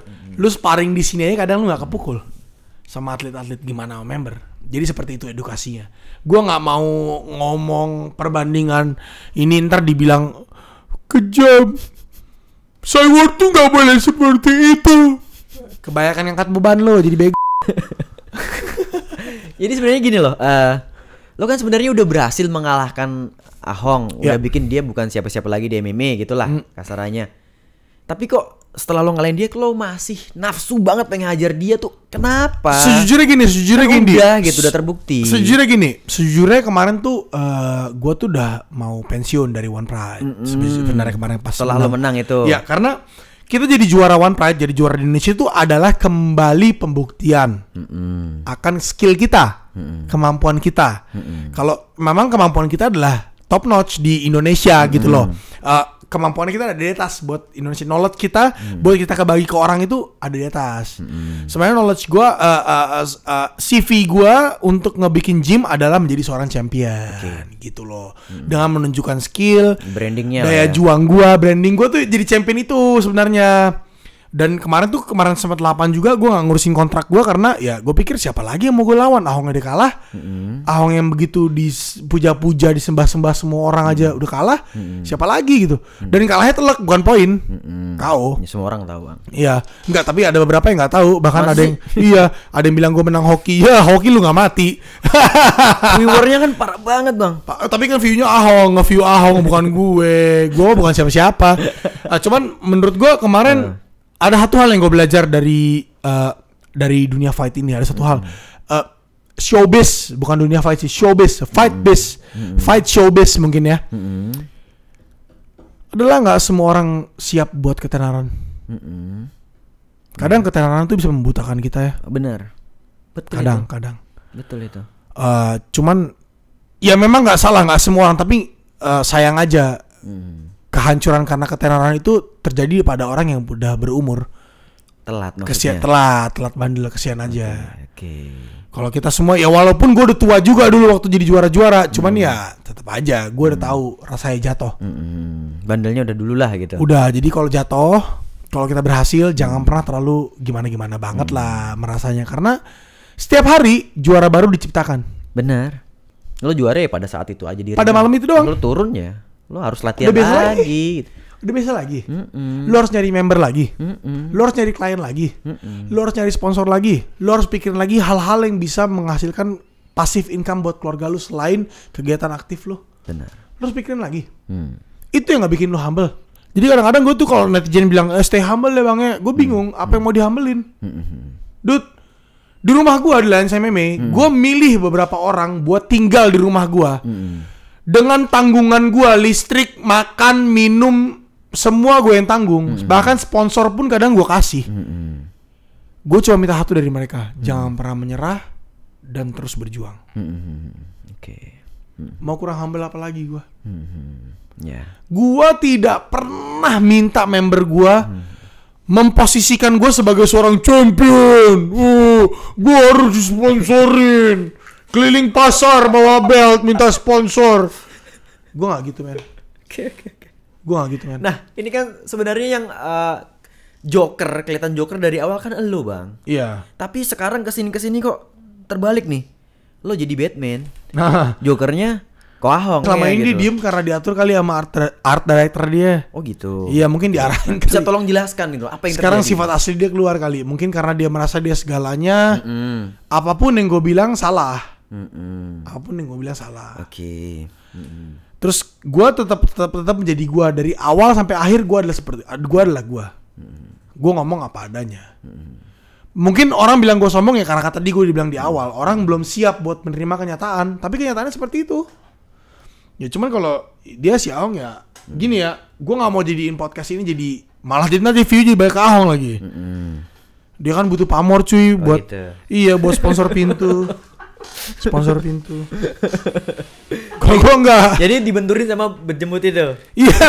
Oh gitu. Iya karena kan gila. Kalau kita bahas ya sebelum posting jembut itu siapa yang mau komen di posting dia? Oke. Udah tinggal banyak banget yang komen tuh. Woi, yang jembut parah 1000 Pak. lebih. Tapi yang like tetap banyakan posting gue. Ya. Ya. Jadi janganlah memposting kebencian kalau belum siap bertarung, Pak. Kapanpun lu siap, lu bilang lu terus dia kayak komen, kapan lu siap rematch sama gue, dude? Sekarang gue juaranya. Iya. Kok lu minta gue nantang lu? Lu siap? Oke. benar. Mungkin dulu dunia berputar di akal. iya kan? Dunia Masuk mungkin akal. mungkin dulu dunia bahkan matahari berputar di sekitar Ahong. Sekarang supir Gojek pun nggak mau deket sama dia. Oke. Iya, karena dia menunjukkan sifat asli dia yang annoying dan ternyata gue lebih bisa diterima masyarakat. Ya sorry Hong, lu bukan artis lagi. Gue juga nggak bilang gue artis, enggak. Cuman gue bisa jadi figur yang bisa memberikan contoh baik. Udah itu aja. Lu mau menang, lu mau berhasil. Bukan fight doang ya. Lu mau berhasil di hidup. Ya lu nggak bisa menyerah, men. Kayak kita mau berhasil dibikin konten. Mau dikit, mau banyak view. Mau ada, mau nggak ada sponsor. Kita harus tetap jalan sama. Benar. Kita harus tetap jalan. Ya tetap jalan. Nggak perlu fight loh, bukan fight ya. Karena nggak semua orang dilahirkan jadi fighter. Tapi di semua aspek kehidupan, kita mau berhasil, kita harus berkorban, kita harus berjalan tanpa melihat kanan kiri. Benar, Karena omongan orang kebanyakan kan bukan ngebangun kan. Oke. Benar. Kebanyakan kan bukan ngebangun. Iya, iya. Apalagi si Ahong nih pinter, dia main play victimnya pinter. Dia hapus semua konten-konten lama dia yang saya war sama gue. Alasannya apa? Gue nggak mau lagi ngelihat posting video tentang kebencian. Pret, lu sekarang ngapain? Kalau bukan kebencian, Oh, sempet dihapus. dihapus. Oke. Lihat saya war dia udah nggak ada, dihapus. Nah, yang sekarang nih kira-kira dihapus nggak nanti? Ini nggak akan dihapus, udah Nggak malu akan. karena gue udah keskak. Lu jangan hapus dong postingan lu. Oke. Iya, masa orang komen di post, lu posting, lu nggak mau orang komen, gimana caranya? Mau war, tapi maunya lu ngatain orang, lu dikatain nggak mau, lucu kan? Kayak dia bisa ngirim story ke gua nggak bisa ngirim story ke dia, Oh gitu. nggak bisa. Netizen pikir gua diam gitu, dikirim-kirim story gitu sama dia, gua kan balas, Oh iya. karena dia Ahong gua nggak balas, dia Yesus pun gua balas. Lah, terus kenapa? Karena dia Ahong gua nggak balas, emang dia siapa? Iya kan? Di dunia kita, dunia fight, ujung-ujungnya berantem. Jadi lu mau bahas-bahasan kayak gimana pun, ujung-ujungnya lu sama gue berantem. That's it. That's it. Dan lu gak bisa sembunyi. Gak ada hukum yang bisa melerai berantem kita kecuali wasit. Wasit yang bisa misahin. Dong. Dunia fight, man. Ya, ya, ya. Kenapa gitu? Kan lucu, menurut gue lucu lah. Teman-teman gue juga kayak teman-teman gue juga pada ngomong, lu kok jadi kayak gini sih teh? Emang udah ada panggilan fight? Belum ada, gue bilang. Terus ngapain baca-baca kayak gini? Gue juga nggak tahu, gue bilang. Sebenarnya Bang Theo tuh resah nggak sih dengan netizen ini, misalkan mengecap Bang Theo ini? Gue man of my words, bro. Kadang-kadang di komen-komen lu baca deh. Gue kasih alamat rumah gue. Orang bacot-bacot bilang gue, bahkan Ahong pun bacot tentang gue. Gue kasih alamat. Ahong nggak perlu kasih alamat, dia tahu rumah gue di mana kok. Dia bilang dia seorang juara adalah orang yang banyak didoain orang. Siapa yang doain lu? Gue yang didoain. Asli. Ini gue nggak bohong, ini sumpah. Gue kemarin pas waktu umroh, maaf nih semuanya, pas umroh kemarin ada jemaah yang nanya gue, Bang, atletnya memang iya, tahu Ahong nggak? Tahu, kenapa? Iya kemarin Bang, aku selamatan syukuran pas dia kalah Bang. Sampai segitunya loh. Ini orang Jawa serius, ada di Jawa, dia keturunan Arab gitu, di Jawa. Dia ngobrol sama gue gitu. Lo tahu nggak, Ahong? Ya tahu, Pak. Kenapa? Saya syukuran, Mas. Pas Ahong kalah. Sampai segitunya loh. Sampai segitunya. Karena loh. sebenarnya si ini Ahong pengalaman real nyata, gue boleh kalau mau ngomong sama orangnya di kontak bisa. si Dia Ahong sampai ini syukuran loh di rumahnya. karena ada Dia beberapa pelatih orang silat kalau nggak salah. ada beberapa orang juga di lu harus tahu ada beberapa orang juga yang jadi korban sifat aslinya si Ahong. Cuman kehebatan si Ahong ini dia saat berbicara kasar besoknya dihapus komennya. Seperti itu. Itu kehebatannya. Oh, oke. Kalau gua ngomong kasar, gua stay sama komen kasar gua. Ya lu mau apa gua ngomong kasar? Emang gua ngomong asli kok. Being real. Iya. Oke. Kadang fakta sama kasar tuh nggak jauh beda gitu. Iya kan? Iya. Ya cuman ya begitulah ya. Gue juga bingung kenapa nih mulai-mulai kayak gini. Terus fans-fansnya Ahong ngomong, oh bahkan omongannya kasar loh di sampai mau bunuh gua cuy. Iya. Alamat rumah gue jelas gue kasih. Lion Meme ada di Google Map. Boleh di Google Map Lion Meme. Datang. Kasih lihat kalau lu mau bunuh gue. Gue pengen lihat tiap hari gue di situ. Oke. Walaupun anak istri gue di situ, gue bukan mempertaruhkan keluarga gue, tapi datang. Lu lihat rumah gue kayak apa, isinya siapa aja lu lihat. Gitu. Oke. Nah, di dunia fighter ini sebenarnya ada nggak sih yang rival lo juga, tapi di situ temen lo juga? Oh banyak banget sih kita kalau di dunia fight semua rival kita kan. Sebenarnya gue nggak mau terlalu banyak berteman juga, gue milih karakter jahat juga di dunia fight karena gue tahu juga gue nggak mau banyak berteman ya. Walaupun pada akhirnya gue sama semua lawan-lawan gue berteman sih. Gue sama semua lawan-lawan gue respect sih apapun yang terjadi. Teman-teman semua yang udah pernah fight sama gue, siapapun dia di event apapun, gue mau minta maaf kalau gue pernah punya kata-kata kasar. Tapi semua itu pure entertainment. Benar. Ya. Dan kalian semua tahu kan pada intinya gue orangnya seperti apa. Gue nggak perlu ngomong ke media sih. Gue nggak jago nge-bribe kebaikan. Tapi banyak lawan bekas lawan gue yang tahu lah gue seperti apa aslinya. Teman-teman gue, member-member gue. Terus semua orang yang sponsorin gue semua tahu lah gue sebenarnya nggak perlu ngejelasin lo tuh seperti apa. Kalau perlu orang suka lah. sama lo ya suka aja. Udah, Kalau orang that's it. benci aja nggak perlu dijelasin. Nggak perlu dijelasin men. Ya udahlah, hidup ini bakal haters dan supporters, ya udahlah mau gimana lagi. Nah, sebenarnya gue yang masih penasaran juga nih. Sebenarnya lo sama M nih hubungannya seperti apa sih pertemanannya? Nah, Ada tali kasihnya di sini gue lihat. gue sama M tuh deket banget. Karena kitalah generasi yang tersisa yang ada di Jakarta Sejak zaman dulu. sejak zaman dulu, sejak generasi dulu, kitalah yang tersisa. Semuanya udah, yang lain teman-teman kita yang lain sudah bekerja normal, punya keluarga. Gue punya keluarga tapi kerja gue nggak normal, dan cuman gue sama M yang milih buat ada di dunia profesional, yang adalah penghidupan kita adalah ini, gitu loh. Walaupun kayak M bukan datang dari keluarga yang susah, nggak harus fight buat hidup. Ya sebenarnya gue juga bukan. Cuman ya kita memilih jalur ini gitu. Terus yang orang banyak nggak tahu, teman latihan di fight itu spesial. Kenapa? Ya, lu sama temen lu ceng-cengan aja, jaga-jaga banget. Kalau di dunia fight pak, tonjok-tonjokan sampai belah-belah pak. Habis tonjokan ketawa-ketawa. Mabuk bareng ya kan? Habis pukul-pukulan, mata, kita bisa ketawa-ketawa men. Di meja yang sama, makan makanan yang sama, minum bir yang sama. Kalau enggak minum teh yang sama, minum kopi yang sama. Lucu nggak? Coba? Itu dunia fighter tuh. Kita nggak pernah bohong sesama temen. Kalau kita harus nipu pun, kita yang terakhir kita tipu adalah teman-teman fight kita. Kalau harus nipu pun, kalau harus ya, bukan gue bilang harus nipu, tapi kalau harus, itu yang spesial. M udah ngebantu gue di banyak persiapan, gue udah ngebantu M di banyak persiapan. Jadi lucu kalau orang bilang gue takut lawan M takut lawan gue yang ngomong, otaknya dipan. Kalau ketemu kita pukul-pukulan. Sampai yang satu minta ampun, yang satu ayo jangan ampun. Besoknya mungkin yang tadi ngasih semangat minta ampun. Kayak gitu terus keadaannya. Saling support. Bilang masih ada takut di hubungan itu. Itu namanya respect. Kalau kalian tidak bisa menghormati ruang lingkup kecil kalian sendiri, gimana kalian bisa menghormatin orang lain? Benar. Kayak keluarga aja kalian nggak bisa hormatin, gimana orang lain kalian hormatin? Kan semua dari hal yang kecil kan? Benar. Lucu gitu orang bilang takut Andika Mamesa takut, Theodorus Ginting takut sama Andika Mamesa. Kalau ketemu pukul-pukulan ya. Gimana takutnya di mana?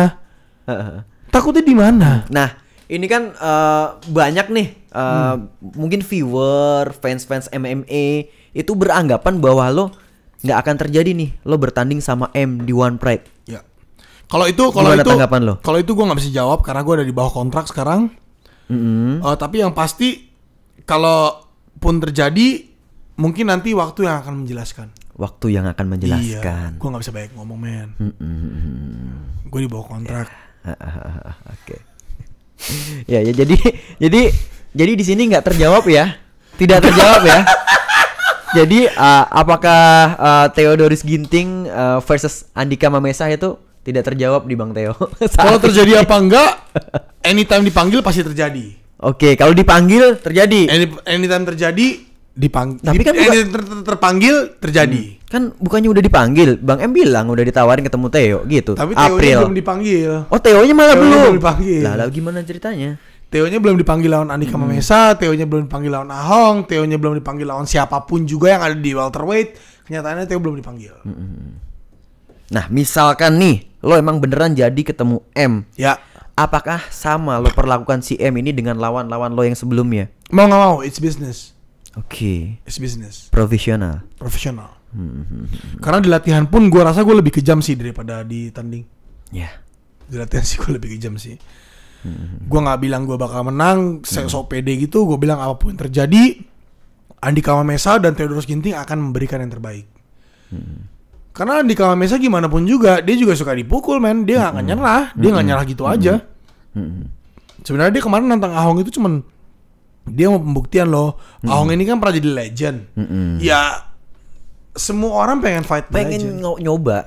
Pengen men. Di titik lu latihan tuh lu pengen tahu di mana sih latihan lu tuh sebenarnya. Iya. Dan itu no hard feeling, itu tuh dunia fight. Kayak orang pengen fight sama gua. Ya udah, let's go. Gua nggak pernah sakit hati sama siapapun. Kayak kembali ke gua ngomong karena selama ini cuma JK Saragi yang berani cyber kayak mau lawan Theodorus Ginting. Ya kalau itu pun terjadi gua bakal say yes. Kenapa enggak? Cuman kan kenyataannya JK Saragi kemarin kan kehilangan sabuknya kan lawan Angga. Mau diapa? Sebenarnya kemarin kalau Angga kalah pun sama JK, itu bakal terjadi Theodorus Ginting lawan JK. Di luar Theodorus Ginting dan JK Saragi itu adalah saudara. Itu bakal fight pol-polan. Gak mungkin JK Saragi mau gue pukul. Dan gak mungkin gue juga mau kasih pukulannya JK Saragi masuk ke kepala gue. Gak mungkin lah. You're a fighter man. Lu mau dipukul gak? Kagak lah. Makanya kita latihan kan. Iya. Biar kita gak dipukul. Iya. Biar kita gak di take down. Biar kita gak didominasi. Itu kita latihan gitu loh. Lucu apalagi yang ngegiring opini Theodorus Ginting takut lawan Andika Mamesa, bekas superstar lagi dunia fight, nggak malu anjir. Kenyataannya dia ditentang Andika Mamesa nggak berani. Oh dia nggak berani bang? Nggak berani mana ngambil? Nggak berani. Dia ntar Februari fight katanya si Ahong. Lawan siapa? Alex Munster akhirnya. Akhirnya setelah Alex Munster udah berbulan-bulan cywarin dia, akhirnya Andika Mamesa lagi yang cywarin, akhirnya dia ambil Alex Munster. Iya. Tanpa mendiskreditkan Alex Munster, gua rasa semoga Alex Munster latihan ya, lu latihan ya Alex ya. Lu sampai kalah sama Ahong sih, gila gua marahnya sama lu. Gua udah ada hubungan pribadi juga sama Alex Munster. Oh, banyak ngobrol juga gua nih. Gue nih seorang mentor ya. Gue bisa mengakui gue seorang mentor. Bukan karena pengakuan diri gue sendiri, tapi gue banyak orang yang memberikan, ketemu banyak orang yang minta petua sama gue tuh. Bener. Banyak banget. Termasuk gue. Banyak banget men. Dan gue ini gak sombong. Iya. Kalau orang bilang gue sombong karena dia gak kenal dia. Iya, tahu kan? Bener. Kalau orang gak kenal gue, memang gue sombong banget. Gue ngomong pun gak mau. Bener. Tapi kalau kenal lu tau lah. Lu tau lah. Karena lu pernah latihan di gue. Cuman ya kalau Alex Munster sampai kalah sama Ahong nanti sih, gue sih marah sih sama Alex Munster. Gue sih udah gila-gilaan semangatin dia, Lex latihan. Cuman ya namanya pertandingan kita nggak tahu ya. Ahong punya power emang luar biasa juga. Cuman semoga pertandingan ini jadi pertandingan yang bisa ngeboosting nama Alex Munster juga. Karena Ahong kan udah terkenal. Apalagi yang perlu di-boosting dari dia. Dia udah terkenal, men. Dia udah superstar. Ya. Kalau orang yang menyandang gelar superstar dan punya star syndrome yang kronik, ya dialah. Ada. Bukan gue mah bukan star syndrome. Gue just a fighter syndrome. Gue just I can do a good fight, tapi I'm not a superstar. Oke. Gue nggak pernah jadi superstar. Kalau gue superstar, gue udah nggak mau ngajar. Siapa lu mau belajar sama gue? Bayar lu 4 juta sekali ketemu. Sejam, enggak 10 menit, 4 jam, 4 juta. Nggak mau gue kalau di bawah itu. Di bawah itu nggak bisa, berarti lu nggak mampu. Nah, itu star syndrome. Okay. Kalau gue masih membiayain atlet-atlet yang mau berkembang dan mau punya penghidupan di Indonesia, lu mau bilang star syndrome, itu lucu. Nah, ngomong-ngomong itu bang, ini kan sekarang nih udah banyak orang terbuka dengan MMA, orang udah tahu MMA. Ini kan Bang Theo juga membuka peluang untuk manajemen MMA nih. Ya. Teman-teman atlet yang pengen join sama Bang Theo itu gimana caranya sih? Biar bisa bergabung dengan manajemen Theo. Sebenarnya gini, manajemen kita kan mengasih gimmick Lions winning team ya. Kalau kalian belum siap sakit-sakitan dan berkorban, jangan masuk Lions. Tapi kalau kalian masuk Lions, kalian harus siap setiap saat fight. Kalian harus siap setiap saat menerima sponsor yang gua nggak potong sama sekali. Wow. Dan gue cariin. Tapi di penghasilan sekian kalian akan gue potong kayak 10% mungkin kali. Oke, ada ininya lah ya. Cuma sponsorship aja. Lu gue cariin gratis lagi. Oke, dicariin sponsor loh. Kalau lo gabung di Theodorus Ginting Management, dicariin sponsor. Lions. Cuman sayangnya ya syarat kita satu. Udah harus siap latihan sama gue setiap saat. Siap sakit ya. Nah, itu yang orang gak siap. Oke. Itu yang orang gak siap. Suatu saat gue bakal pensiun. Gue udah pernah bilang, gue pernah sering ngumumin ini. Gue suatu saat bakal pensiun. Gue udah muak sama cut weight. Tapi gue gak pernah muak untuk berantem. Itu berarti di saat gue memegang suatu tim nanti dan gue menjadi coachnya, jangan harap kalian akan lolos dari gue, karena gue akan sparring sama kalian secara langsung. Gue akan ada di situ berinteraksi sama kalian. Gue akan di situ buat ngegrind kalian, buat mukulin kalian. Gue sendiri yang akan turun di situ. Mungkin nanti kalau gue udah umur 80 kali gue bakal stop sparring kali ya. Atau gue umur 70 kalau Tuhan kasih gue umur. Kalau gue mati cepet ya udahlah, mati aja, mau gimana lagi, Tuhan yang kasih. Sebenarnya apa sih impian seorang Theodorus Ginting nih di dunia MMA tuh? Impian gue udah tercapai. Sekarang impian baru gue adalah gue mau melayani semua masyarakat yang ada. Ya, gue mau menciptakan juara-juara baru. Kalau kalian bersedia gue latih, gue mau menciptakan juara-juara baru. Cuman yang pasti di gue nggak ada yang gratis. Sebelum kalian kontrak sama liga apapun ya, gue tidak mengkotak-kotakan liga. Gue tidak mengkotak-kotakan hidup manusia. Karena setiap orang punya kesempatan yang berbeda.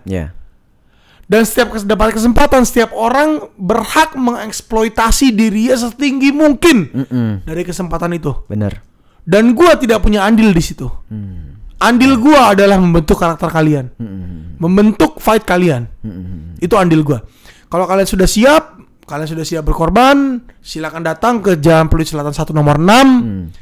Kita akan berlatih sehari 2 kali dan gak akan berhenti sampai gue tua, sampai gue mati. Gue gak akan berhenti membina kalian. Karena yang udah gue capai udah tercapai semua. Dan semua sudah terbukti secara viral dan faktual. Benar. Sudah terbukti. Benar. Pada saat gue memperebutkan sabuk dari Ahong, tanpa mendiskreditkan Ahong, bro, dari tadi gue ngomong mungkin kata-katain lu, itu karena kelakuan lu sendiri. Tapi gue tidak pernah punya dendam pribadi sama lu, Ahong. Tidak pernah punya. Kenyataannya lu adalah jawara bertahan dan ada target bisnis gue. Jadi gue harus melakukan semua ini. Ini pertama kali gue minta maaf sama lu. Tapi kalau lu tidak bisa minta maaf sama gue, ujung-ujungnya kita akan bertemu lagi di ring. Dan gue akan menghabisi semua yang lu percayai di atas ring. Tapi teman-teman yang mau berkembang menjadi seorang juara, silakan datang ke rumah kita. Kita sudah berkomitmen, gue dan istri gue sudah berkomitmen untuk tidak mempunyai hidup pribadi demi kalian. Wow, luar biasa. Perhatian yang gue berikan kepada atlet-atlet di rumah gue lebih dari perhatian yang gue berikan kepada anak-anak gue. Dedikasi lo di dunia MMA sedalam itu bang ya. Gue mau mati dan hidup di sini. Gue nggak bercanda. Ini bukan karena konten Adi Parianto The Zenwalk, bukan, tapi ini adalah impian dari seorang Singakaro, Theodorus Ginting. Gue gak akan bisa ada di, sorry ya, nih gue ngomong sedikit agamais ya, tapi gue agak minta maaf nih sebelumnya. Gue gak akan bisa ngasih kesaksian di gereja. Gue gak akan bisa karena itu bukan gue tidak bisa tampil di depan publik, tapi gue tidak bisa mempertanggungjawabkan apa omongan gue. Tapi pelayanan hidup gue, pemberian gue kepada agama dan Tuhan adalah di dunia fight. Tidak melihat atlet gua Christian or not, gua nggak peduli berbuat baik itu kepada semua orang tanpa melihat strata mereka, Jadi gua akan membantu kalian siapapun kalian yang memang mau bekerja keras. Tapi kalau kalian tidak mau bekerja keras, gimana cara gua sortirnya? Nggak bisa. Gampang, bro. Gimana? Di Indonesia gampang. Semua itu dinilai dari uang. Oke. Sebelum kalian ditandatangani kontrak dengan fight, ataupun sebelum kalian sudah pernah fight dan membuktikan kekerasan hati kalian ke gua, kalian harus bayar membership bulanan setiap bulan ke gua. Oke. Di saat kalian layak, gua akan stop minta kalian duit bulanan. Oke. Di saat kalian layak. Karena percuma, gua udah belajar bertahun-tahun, belasan tahun gua berusaha membina orang. Dipukul, dimaki, diinjak, itu nggak ada gunanya. Tapi di saat kita sentuh finansial dia, benar. Dia di situ tanggung dia jawabnya ada. Betul. Iya. Ini kan kemarin si Bang M sempet jadi tamu di sini nih. Yang bener gak sih sebenarnya bayarannya kecil? Menurut lo sendiri seperti apa tuh? Gue gak akan pernah nyebut jumlah ya, karena secara kontrak gue bakal kalah kalau gue nyebut jumlah atau memberikan bukti akan pembayaran gue secara kontrak. Jadi gue akan berbicara di luar kontrak. Oke.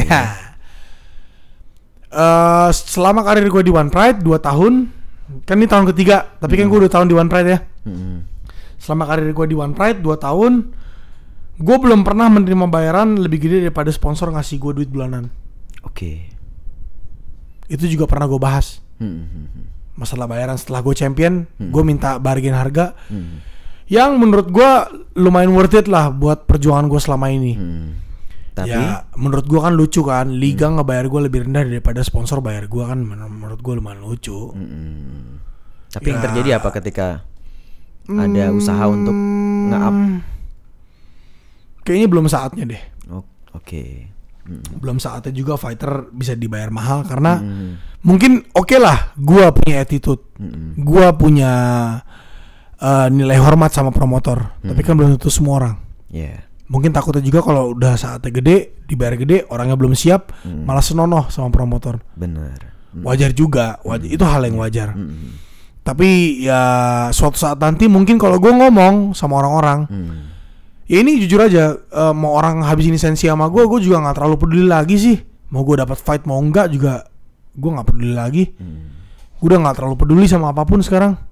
Gue peduli sama apa yang bisa membahagiakan orang banyak di sekitar gue dan membahagiakan anak istri gue sih yang pasti ya. Jadi ya mungkin gue selalu bilang ya, mungkin nanti anak gue namanya Hickson kan, Hickson Leonard Ginting Suka. Mungkin nanti kalau Hickson jadi fighter, mungkin dia kali yang bisa ngerasain. Mudah-mudahan. Ya mungkin sekitar 20 tahun dari sekarang, mungkin Hickson kalau jadi juara profesional fight, mungkin dia ngerasain. Atau Hicksonnya orang lain, anak-anak orang lain kalau pengen punya cita-cita jadi fight. Tapi bukan berarti generasi sekarang berputus asa, enggak. Sekarang tugas kita adalah berjuang untuk kesejahteraan. Berjuang untuk kesejahteraan. Banyak faktor loh berjuang itu. Nggak cuma fight bagus, attitude pun harus juga bagus. Benar. Bukan attitude di sosial media, bukan. Attitude ke orang-orang yang bisa ngasih kalian penghasilan bagus, yang adalah sponsorship dan promotor. Itu kalian harus bagus hubungannya. Tapi kalau nggak bisa ngasih kalian sesuatu yang baik, buat apa berhubungan baik? Gitu kan? Hubungan seperti itu. Kita kan fighter, kita kan talent. Kita ini kan bukan pegawai, kita kan talent kan. Jadi kalau udah di masalah salary ini atau fee ini, ya udahlah gitu. Salary nggak bisa gede nggak masalah. Ya udahlah gitu. Cuman nggak ada salahnya kan bantunya sponsor. Oh ya, jadi ada solusi selain itu. Ada dong. Oke, lo nggak bayar gue gede. Banyak solusi, tapi lo cariin lah sponsor buat gue. Gitu. Kalau di gua kita ada hashtag baru di Lions MMA. Gua pajang di ruang sansak gua. Apa tuh? Ngobrol lah. Maksudnya? Semua hal musyawarahkan itu adalah yang terbaik. Oke. Jangan kalian pikir problem kalian segalanya. Fighter berpikir, gue datang dari orang yang susah, nggak punya uang, latihan gini gitu, susah jadi champion. Terus promotor mikir gue yang membesar kalian gini. Nggak, semua itu mutualisme. Fighter, kalau nggak latihan nggak bagus, bisa nggak dijual? Enggak. Nah, liga, kalau nggak punya fighter bagus, bisa nggak dijual? Enggak. Nah, intinya kan itu. Semua mutualisme kan? Iya. Saling membutuhkan lah ya. Promotor membuat event yang bagus, dikemas dengan baik. Fighter fight dengan Tapi baik. kalau gue jadi promotor kadang gue punya egois gini bang. Lu nggak mau fight, yang lain juga masih banyak ngantri mau fight. Itu masalahnya bang. Itu benar. Yeah. Kalau kalian bisa mensejahterakan hidup fighter, benar. Kalau enggak, jangan klaim bisa sejahterakan hidup orang dong. Ya kan? Pada kenyataannya banyak fighter-fighter Indonesia yang masih dapat sponsorship di luar yang didapat dari dia. Nggak pernah ada sih fighter yang dapat sponsor. Nggak tahu gue ya. Kalau si Raja Jembut dapat sponsor dari tapi gue sih enggak. Raja Jembut dulu. Oh iya, dikatain dulu. Oh iya. Tapi sih fighter-fighter yang gue kenal sih nggak ada yang dapat sponsor dari sih. Ya di luar bayaran kecil. Ya, orang mau klaim bayaran gue paling gede di Indonesia ya. Kalau lu pakai standar rendah buat meninggikan diri lu sendiri, berarti lu rendah lah. Kecuali standar lu tinggi. Iya kan? Nah, lo sebenarnya ada ini nggak sih bayangan untuk pindah ke promotor lain? Kan banyak di luar sana. Gue boleh ngomong jujur gak di podcast ini? Ya boleh dong. Kita lepas aja ngomong di sini. Gue 37 tahun. Gue stop narkoba tuh umur 25. Berarti 12 tahun nih gue hidup benar. Kalau gue dulu umur 12 tahun yang lalu gue hidup gue benar, mungkin gue berpikir untuk internasional kali. Tapi kemarin di Bali tuh eye opening experience buat gue ya. Mereka semua bertanding buat kejuaraan dunia. Gue agak sadar sih. Sadar diri. Umur dan skill. Mungkin skill gue masih bisa bentuk ya. Cuma buat kompetitif. Kompetitif itu suatu hal yang berat sih. Berat banget. Skill itu hal yang berbeda. Tapi kalau kompetitif di saat skill lu lebih tinggi daripada orang, tapi orangnya lebih kuat daripada lu, habis. Enggak. Semuanya harus saling mendukung. Itu jawabannya. Oke. Mungkin gue akan mau coba tanding internasional, cuman gue tidak punya lagi kemauan untuk jadi juara dunia. Karena udah sadar umur gila men. 3 tahun lagi, 3 tahun lagi gue latihan serius pun 3 tahun lagi untuk mengejar skala dunia. Karena gue tahu skala dunia seperti apa. Gue pernah bersparing sama orang-orang dunia, level dunia. 3 tahun lagi pun gue gak ngejar sih. Kalau gue harus dominasi orang-orang yang gue sparring di Bali dengan tutup mata sebelah, itu kan berarti gue udah juara kan? Jauh sih. Oke. Jauh. Jawab ya di sini ya. Tapi gue untuk membentuk orang yang bisa di juara dunia bisa sih. Kejawabnya di situ. Oke. Ini kan jawaban lo. Mau lanjut lagi atau enggak di event lain? Ternyata udah enggak. Cukup sampai di nasional aja. Nah, di nasional ini mau sampai kapan bang? Kontrak gue ntar lagi habis. Di saat kontrak gue habis, gue akan fokus membesarkan gym gue yang adalah usaha gue. Sejujurnya gue akan mulai ngobrol-ngobrol sama beberapa investor, memberikan mereka program-program terbaik buat mereka biar bisa invest ke gue. Gue akan serius untuk membesarkan gym gue buat orang umum, biar masyarakat umum bisa mengembangkan spirit mereka, memberikan mereka nilai juang, memberikan mereka kepercayaan diri yang tinggi. Pertama, gym gue buat orang umumnya, dan buat atlet memberikan mereka penghidupan yang lebih layak. Ke situ akan fokus gue, dan gue akan mungkin karena dari awal gue memang seorang promotor dari awal sebenarnya. Gue akan membuat event-event amatir buat orang-orang. Gue lihat belum ada event amatir yang bagus di Indonesia. Gue akan membuat event-event amatir buat karir mereka ke depan ke profesional, dimanapun mereka fight ya, dimanapun ya. Gue tidak pernah mengkotakkan manusia seperti yang gue bilang dari awal. Akan berusaha membuat jenjang karir di MMA. Dan gue akan terus memberikan mereka ilmu untuk terus berkembang. Dengan gue juga terus berkembang. Ya kan namanya ngasih ilmu, kalau kita stuck, ya stuck juga ilmunya. Ini terakhir nih, pertanyaan gue terakhir atau bukan pertanyaan sebenarnya. Jangan jembut ya. Ini ada nggak sih pesan lo untuk Ahong untuk buat closing kita nih? Pesan untuk Ahong apa nih bang? Kalau pesan khusus gak ada sih, cuman gue cuma bilang, bro, get a life. Udah, that's it.